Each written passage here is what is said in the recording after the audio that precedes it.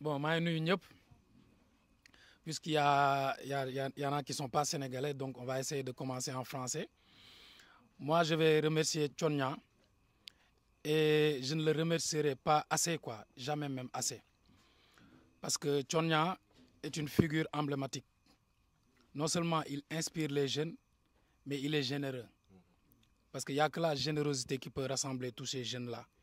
Et quand on parle de 100e promotion en 5 ans, je me demande mais comment il fait avec tous ces voyages, avec tous ces projets. Et ce qui me plaît le plus encore, c'est un fédérateur. Non seulement il est généreux, mais il essaie de donner l'exemple et essaie de nous réunir en tant que jeunes. Je me rappelle, il y a quelques années de cela, il nous a réunis, nous les artistes. On était au nombre de 5 ou 6. Il y en a qui sont de la Gambie, il y en a qui sont d'ici, il y en a qui sont de la Mauritanie, de la Guinée. Je ne vais pas en citer les noms, mais cette vision qu'il a émane de la générosité parce que tu ne peux pas être dans d'autres domaines et penser à notre domaine à nous. Parce qu'il sait que si on n'est pas unis, on ne fera rien. On ne peut rien faire qui va sortir de nos territoires, quoi. Et lui, ce n'est pas un musicien, ce n'est pas un producteur. Donc il n'y a que la générosité qui peut faire ça. Aujourd'hui, si un jeune de Grand Yoff comme moi met les pieds à la Maison Blanche, c'est grâce à Thione Niang. En fait, je peux même par exemple, faire un discours sur lui, di ko remercier te du ma pare. C'est un gars qui pense aux autres. Aux États-Unis, quand je faisais la couverture de mon album, c'est son fils qui m'a pris en photo. Et c'est lui qui a enlevé sa cravate pour que la photo devienne encore plus belle, quoi. Ça, c'est la générosité, en fait. Il ne calcule même pas. Et à chaque fois, je l'entends parler de, oui, on doit créer des champions. C'est aussi encore la générosité. Oui, parce que c'est un champion, hein. Mais à chaque fois, il nous parle de, oui, pour que ça avance, on doit créer des champions. Créer des champions. Et c'est ce qu'on essaie de faire. À chaque fois que les gens me trouvent quelque part et me disent, oui, Dip, arrête de parler de mon histoire. Dip, tu m'inspires. Dip, c'est toi qui m'as aidé à avoir mon bac.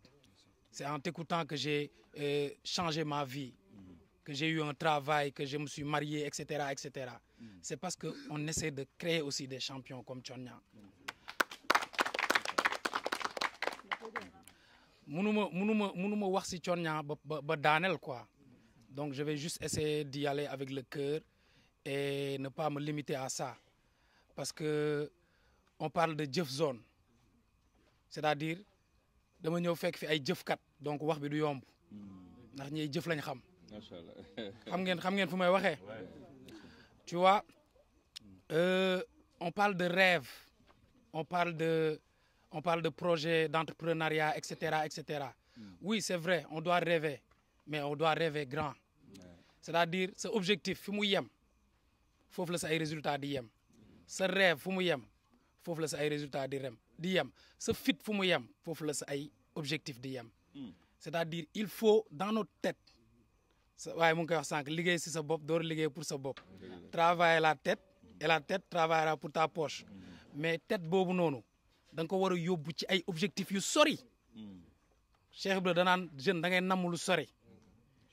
du yem rek si nga koy xalaat wala nga koy gént da nga koy gëm ba pare di si yar sa bopp.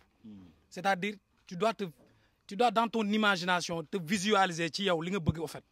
maanaam ngay xool ngay imaginer autour de toi li nga bëgg mais na nekk lu rëy waaye lu rëy loolu nga siy yar sa bopp di ko dund au fond de toi en fait. En fait c'est ce dont on a besoin en fait ñuy xalaat lu rëy ba pare di si dëkk si xalaat lu rëy en fait. Parce que commencé wul rek si dem vers jëf bi quoi mais xalaat bi moo war a njëkk a rëy. bu xalaat bi rëyee ba pare dëggu nga ñeme ko jëf bi dina rëy. mënuñu wax lépp nag on est là parce que Thione moo ñu woo fu mu ñu woo dañuy bàyyi li ñuy def ñëw. On avait des rendez-vous, etc. On avait beaucoup de choses à faire mais mënuñu woon sax ne ko non grand dañu am lu ñuy def déedéet dafa ma ne heure ma ne ko d'accord jour ma ne ko d'accord parce que moom la te bu doon suba sax dañuy toogaat waaw et li may wax dafa dëggu si man donc li ma leen invité tey mooy ñuy xalaat yu rëy gëm suñu xalaat yu rëy yooyu ba pare ñeme suñu xalaat yu rëy yooyu. Merci beaucoup. Bravo. Macha Allah. Loolu amatul leneen lu si teg.